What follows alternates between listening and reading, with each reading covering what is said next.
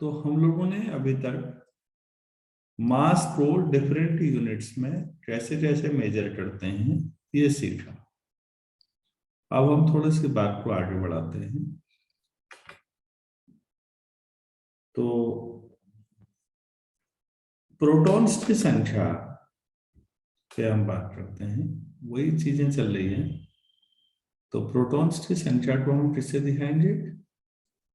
Z से। Z क्या बताता है? Number of protons. प्रोटॉन्स। ठीक हो गया। इसे कुछ और भी कहते हैं, एटॉमिक नंबर कह सकते हैं। हाँ। एक बात समझने की है कि प्रोटॉन भी संख्या में उतने ही होते हैं, इलेक्ट्रॉन भी उतने ही होते हैं। तो इलेक्ट्रॉन की वजह से आपने एटॉमिक नंबर नहीं बोला, प्रोटॉन की वजह से बोला। जब दोनों बराबर ही उस क्योंकि एनर्जी लेवल पर इलेक्ट्रॉन एस्केप भी कर सकते हैं, तो उनका नंबर कम ज्यादा भी हो सकता है। तो हाँ, इसीलिए बढ़िया। प्रोटॉन बेसिस पर। इलेक्ट्रॉन को रिमूव करना बड़ा आसान है, प्रोटॉन को न्यूक्लियस से हटा पाना बहुत ही डिफिकल्ट हो जाता है। तो प्रोटॉन ज्यादा स्टेबिलिटी को शो करते हैं न्यूक्लियस में, तो इसीलिए प्रोटॉन ले गया ये क्रेडिट इलेक्ट्रॉन के मुकाबले। और नंबर ऑफ न्यूट्रॉन को हम एन से दिखाएंगे बच्चों, कहीं पर भी होगा तो नंबर ऑफ न्यूट्रॉन्स जो हो गया। तो फिर ए प्लस एन को क्या, नहीं सॉरी, ए, हम इसको ए नाम दे देंगे। ए जो होगा वो जेड प्लस एन होगा। तो इसको क्या बोलेंगे? ये टोटल नंबर ऑफ न्यूक्लियॉन्स हुआ है नहीं? हाँ। Total number of nucleons. क्या हम इसी को मास नंबर बोलते हैं?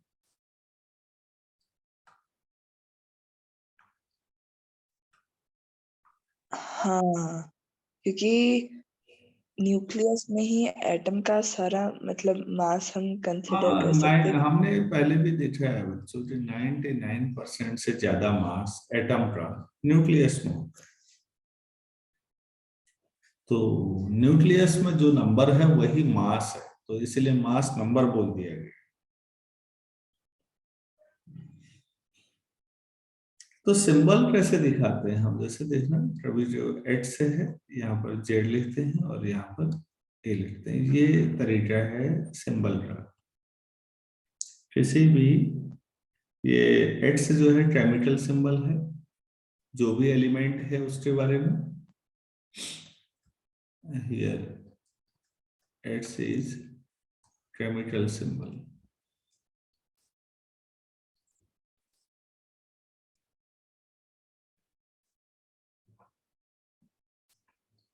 X is chemical symbol.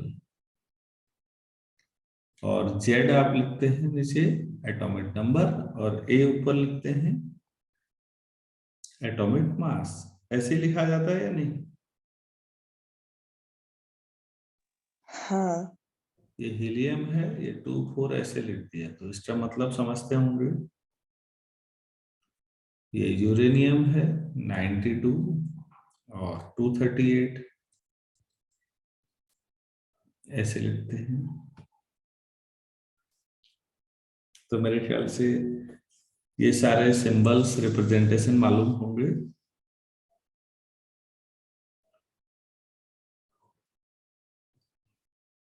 अब हम लोग थोड़ा सा आगे जाते हैं और हम एक ग्राफ पे थोड़ा सा बातचीत करते हैं। अच्छा बच्चों, उससे पहले एक बात बताओ, आप लोग आइसोटोप किनको कहते हैं?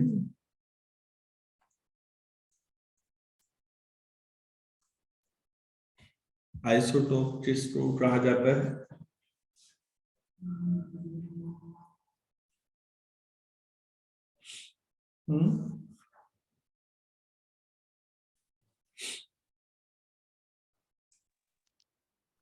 जिनके एटॉमिक नंबर बदलते हैं पर सेम नंबर ऑफ प्रोटॉन्स हाँ atomic mass and different number of neutrons, यही है।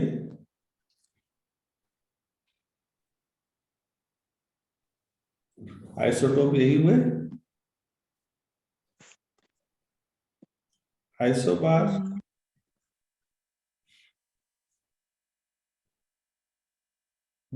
ice has same number of neutrons and different number of protons. ठीक है, सेम नंबर ऑफ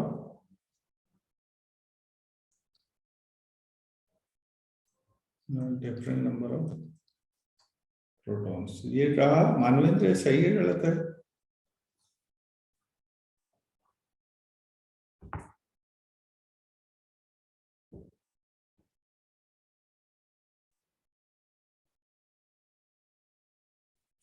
आइसोबार में क्या सेम होता है बेटा, ये सही है कि गलत है?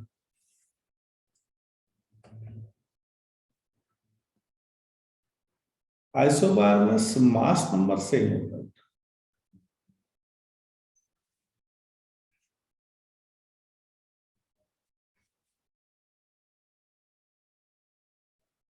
Very good, atomic masses are same.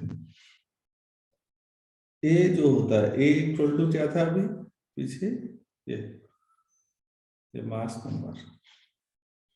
तो आइसोबार को क्या कहना चाहिए हमने, दो आइसोबार सेम मास नंबर्स, ए सेम है। अब ठीक है, ये वाला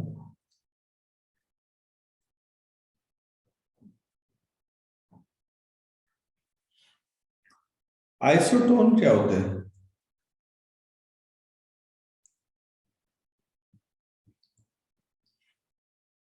आइसोटोन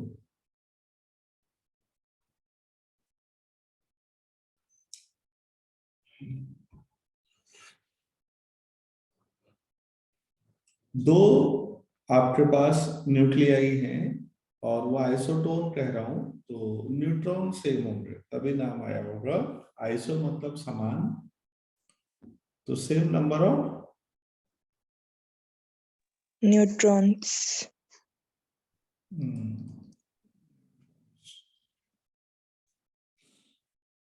न्यूट्रॉन सेम हो तो वो आइसोटोन होंगे। जेड उनका वेरी कर जाता है, प्रोटॉन की संख्या अलग अलग हो जाती है।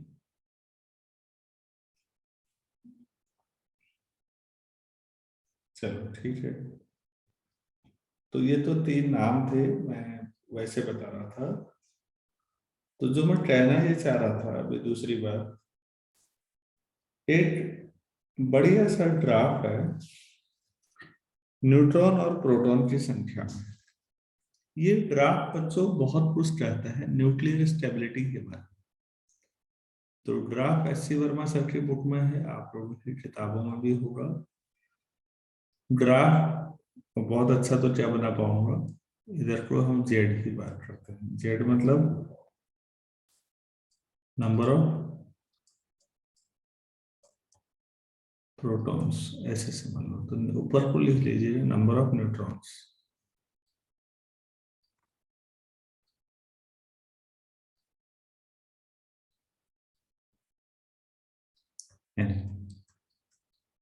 न्यूट्रॉन और प्रोटॉन की संख्या बढ़ती जाए तो बच्चों एक अप्रोक्सीमेट होता यह है कि एक स्ट्रेट लाइन ग्राफ आएगा और ये y इक्वल टू एक्स जैसा है, तो इस लाइन पर n और z बराबर होंगे।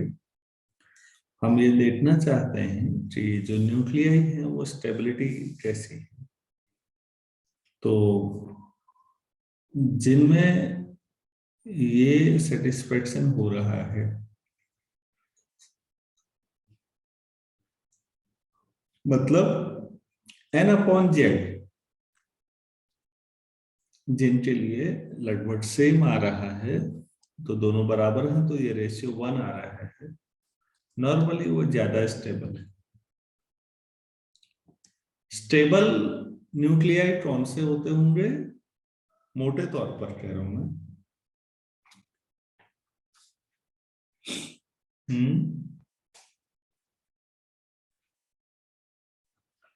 हेलो।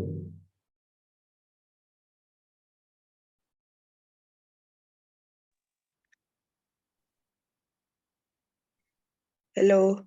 हाँ, मैं पूछ रहा हूँ, स्टेबल न्यूक्लियस हम किन को बोलते हैं नॉर्मली, जिनमें एन और जेड का रेशियो लगभग 1 के आसपास, मतलब जिनमें जितने न्यूट्रॉन होते हैं लगभग उतने ही प्रोटॉन होते हैं, लगभग, ये अप्रोक्स, ठीक है। हाँ। हाँ, वो स्टेबल होते हैं। मैक्सिमम ये बच्चों, ये जो लास्ट तक धीरे धीरे जाता है, तो ये 1.6 तक,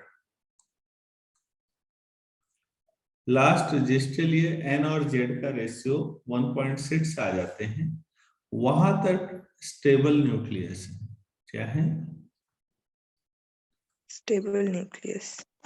उसके बाद जो, अगर न्यूट्रॉन और प्रोटॉन का जो रेशियो है ये 1.6 से ज्यादा होने लगता है, तो फिर न्यूक्लियस अनस्टेबल हो जाते हैं। और अनस्टेबल न्यूक्लियाई को आप लोग रेडियो एक्टिविटी के थ्रू पढ़ते हैं। वो अनस्टेबल हो जाएंगे तो क्या होगा, वो डिसइंटीग्रेट शुरू हो जाएगा। डिसइंटीग्रेशन कैसे होता है, अल्फा बीटा गामा रेस के थ्रू, उनको रेडियो एक्टिव सब्सटेंस से कहते हैं। तो ये समझना है कि जिन न्यूक्लियस में न्यूट्रॉन और प्रोटॉन का रेशियो 1.6 या उससे कम आता है, नॉर्मली वो स्टेबल होते हैं, और जिनके लिए ये रेशियो ज्यादा आ जाता है उनको हम अनस्टेबल कहते हैं। क्लियर हो पाया थोड़ा? हाँ। ठीक। मैं केवल इतना समझा रहा हूँ, बस हो गया। इसको अपनी लैंग्वेज में आप लोग अपने तरीके से लिख लें, बाद में मिल जाएगा। वो समझ में आना चाहिए भाई, वो ज्यादा जरूरी है।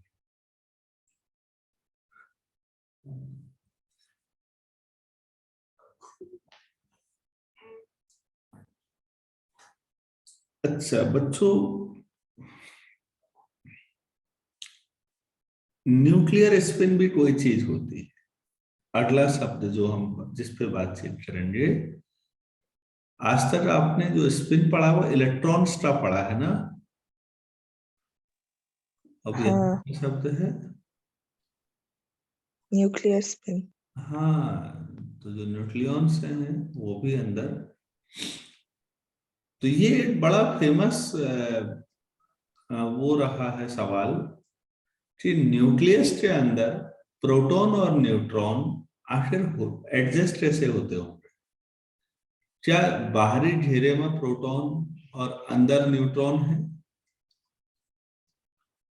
या बाहरी घेरे में न्यूट्रॉन और अंदर प्रोटॉन है, या दोनों गुथे हुए हैं, बारी बारी से लगे हुए हैं।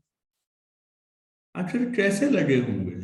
न्यूक्लियस में ये तो है, ये तो ठीक है, लेकिन न्यूक्लियस में ये सब एडजस्ट कैसे हो रहे होंगे अंदर? ये एक बड़ा जबरदस्त सवाल रहा, जिसका जवाब ढूंढने में बहुत समय लगा। 1930s के दौर में एक जापानी फिजिसिस्ट आए, युकावा। क्या नाम था? युकावा। युकावा को बच्चों नोबेल अवार्ड मिला था ये बताने के लिए। बेसिकली युकावा कैकुले के बेंजीन के स्ट्रक्चर से इंस्पायर्ड थे। बेंजीन वाला पढ़ा, बेंजीन में पढ़ते हैं ना, ऑर्थो पैरा मेटा, ये वाला डबल बॉन्ड बनाए, ये वाला बनाए। डबल बॉन्ड यहां पर है कि यहां पर है, समझ ही नहीं आता। तो क्या कहा उन्होंने, कैकुले ने, कि ये दोनों स्थितियां एक दूसरे में तेजी से कन्वर्ट होती है बेंजीन। तो फिर तो जो डबल बॉन्ड्स हैं वो वेरी कर जाते हैं। तो हम क्या करें, कैसे दिखाएं? तो उन्होंने कहा ऐसा करो ना, इन ये दोनों स्थितियां इतना तेजी से बदलती हैं, आप बस ऐसा बना लो, हम समझ जाएंगे। ऐसा पढ़ा है या नहीं? हाँ, पढ़ा है। तो बेंजीन को जब आप पढ़ते हैं बेंजीन के बारे में, तो आप उसमें जानते हैं कि उसके डबल बॉन्ड्स का जो स्ट्रक्चर जो कहाँ पर बने होंगे वो वेरी करते रहते हैं। ये रेजोनेंस सिचुएशन है, एक सिचुएशन से दूसरे में वो चेंज होता रहता है और इतना तेज होता है कि लिखने में परेशानी है। कैसे लिखें? तो हमने ऐसे बना लिया कि बीच में गोल रिंग बना लो यार, ठीक है। यूटावा ने इस पे दिमाग लगाया कि ये भी तो हो सकता है कि न्यूक्लियस के अंदर लगातार प्रोटॉन जो है वो न्यूट्रॉन में और न्यूट्रॉन जो है वो प्रोटॉन में एक्सचेंज होता हो। जिसको आप प्रोटॉन समझते हैं वो अगले पल न्यूट्रॉन, और जिसको न्यूट्रॉन समझते हैं वो अगले पल प्रोटॉन। और इसमें उन्होंने कहा कि केवल इसका मतलब प्रोटॉन और न्यूट्रॉन ही नहीं है, वहां और पार्टिकल भी होंगे। उनको उन्होंने मेसॉन नाम दिया। क्या नाम दिया? MESON, meson. तो पाई मेसॉन, म्यू मेसॉन, उन्होंने और पार्टिकल भी बताए जो हेल्प करते हैं। तो अब खुद ही बताओ, एक स्टेबल न्यूक्लियस में न्यूट्रॉन प्रोटॉन एक्सचेंज तभी होगा जब लगभग उनकी संख्या बराबर होगी। हाँ। ताकि प्रोटॉन न्यूट्रॉन बन जाए, न्यूट्रॉन प्रोटॉन बन जाए। और बच्चों बाद में आप यहीं से बीटा रेस के बारे में पढ़ेंगे, क्योंकि जब न्यूट्रॉन प्रोटॉन में कन्वर्ट होगा वो तो पॉजिटिव होता है, तो फिर एक नेगेटिव पार्टिकल भी बनाना पड़ेगा जिसका मास का ज्यादा नुकसान ना हो, तो वो तो इलेक्ट्रॉन ही है। अब लेकिन इलेक्ट्रॉन तो ऑर्बिट के अंदर रह ही नहीं सकता, सॉरी न्यूक्लियस के अंदर। इलेक्ट्रॉन तो बहुत ही हाई एनर्जी का पार्टिकल है, तो इसकी स्पीड बहुत ज्यादा होती है। और बच्चों जिसकी स्पीड ज्यादा होती है वो बड़े मोड़ पे घूमेगा या छोटे मोड़ में? बड़े सर्कल में घूमेगा, छोटे में, जब स्पीड बहुत ज्यादा हो तो? बड़े सर्कल में। हाँ, तो हाइजेनबर्ग अनसर्टेनिटी प्रिंसिपल यही कहता है कि इलेक्ट्रॉन तो न्यूक्लियस में पॉसिबल ही नहीं है, उसकी स्पीड इतनी ज्यादा होती है, तो वो बाहर घूमेगा। तो इसका मतलब जो इलेक्ट्रॉन न्यूक्लियस में बना वो फौरन बाहर निकल जाएगा। इसी को आप लोग बीटा रे कहते हैं बच्चों। बीटा रेस कहां से निकलती है?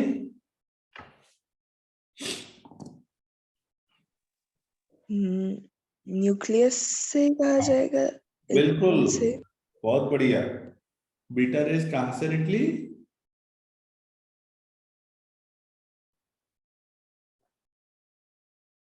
अरे भाई, निकली कहां से बीटा रेस? कहां से निकली? न्यूक्लियस से, इलेक्ट्रॉन से। बीटा रेस किन से बनी होती है? इलेक्ट्रॉन से बनी होती है, लेकिन निकलती न्यूक्लियस से कहां निकल। से है? न्यूक्लियस से। सवाल यही पूछा जाएगा, क्या इलेक्ट्रॉन न्यूक्लियस में होता है?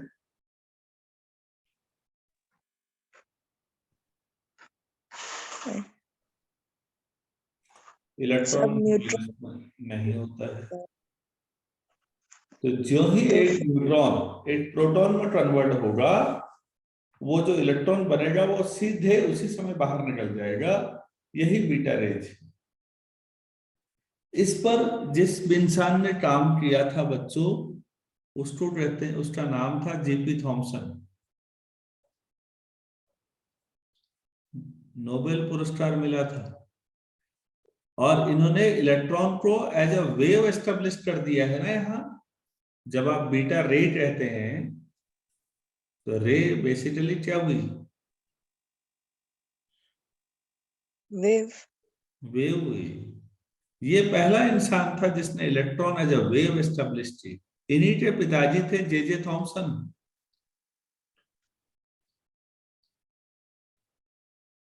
उन्होंने तो पार्टिकल के हाँ तौर पर बिल्कुल, किया। इलेक्ट्रॉन एक पार्टिकल है जिसका मास 9.1 इंटू 10⁻³ kg है। इलेक्ट्रॉन एक पार्टिकल है जिसका चार्ज 1.6 इंटू 10⁻19 कूलम है। और इलेक्ट्रोस्टैटिक्स, और मतलब जे थॉमसन ने इलेक्ट्रॉन को प्रतिष्ठा दिलाई एक तरह से एज ए पार्टिकल, और उनको भी नोबेल पुरस्कार मिला है। उनके बेटे जेपी थॉमसन साहब ने इलेक्ट्रॉन को एज अ वेव स्टेब्लिश करवाया बाद में। तो पिता और पुत्र का ये एक गजब कॉम्बिनेशन भी है अपने आप में। एक ही चीज को दो अलग अलग उसमें दोनों ने स्टेब्लिश करवाया, और उसके बाद वेव पार्टिकल ड्युअलिटी के लिए रास्ता बना, जो ऑप्टिक्स में ज्यादा पढ़ते हैं। चीजें सब जुड़ी हुई है और एंजॉयबल है अगर समझ सकते हो।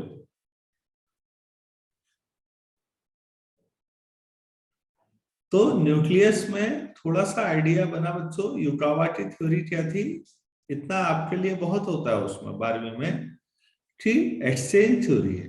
एक्सचेंज मतलब प्रोटॉन न्यूट्रॉन में, न्यूट्रॉन प्रोटॉन में। इसीलिए जो स्टेबिलिटी वाला न्यूक्लियस है, जो मैंने अभी आपको ये ऊपर बना के एक दिखाया है इसमें, वो स्टेबल है जिनमें एन और जेड सेम होंगे लगभग, ताकि एक्सचेंज ज्यादा आसानी से हो सके।